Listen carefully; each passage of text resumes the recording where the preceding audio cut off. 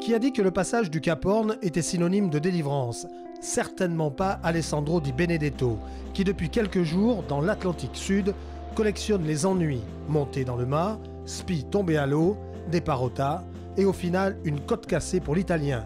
Tanguy de la Motte compatit.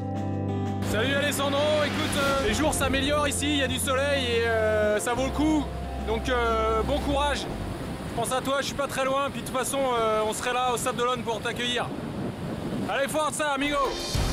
Plus au nord, au large du Brésil, Dominique Vavre et Jean Le Cam avouent des conditions pas très sympathiques, entre grosse mer, bateaux de pêche et plateformes pétrolières. Pluie extrêmement pénible. Un nœud de vent, secoué, pluie, mer grise, je pense de 2,50 m de creux, un peu agressif. Voilà, c'est un peu la même chose que hier et avant-hier. J'ai pu dormir une demi-heure ce matin seulement, mais j'ai pas pu dormir la nuit. L'adjudant, j'aime bien quand ça fait mal, il nous a envoyé 4 jours d'enfer.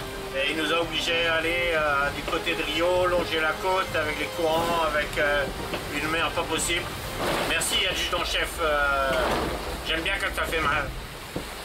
J'espère qu'il nous a pas fait encore des surprises pour le futur.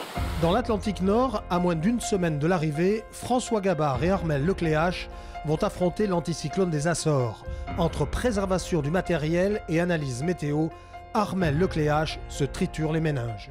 Normalement, François a commencé à ralentir un peu. Après, il va retoucher le vent aussi avant nous, normalement. Donc, on va espérer, en étant un peu plus dans l'ouest, avoir un peu plus de pression plus longtemps. La fin de course risque d'être assez rapide et surtout agitée parce qu'il y aura du portant assez fort avec de la mer. Donc, il faudra être vigilant. On va faire ça de sorties de route, notamment dans le golfe de Gascogne et au Sable d'Olonne. Pas sûr que au jour d'arrivée, les gens soient motivés pour aller sur l'eau ou pour être malades.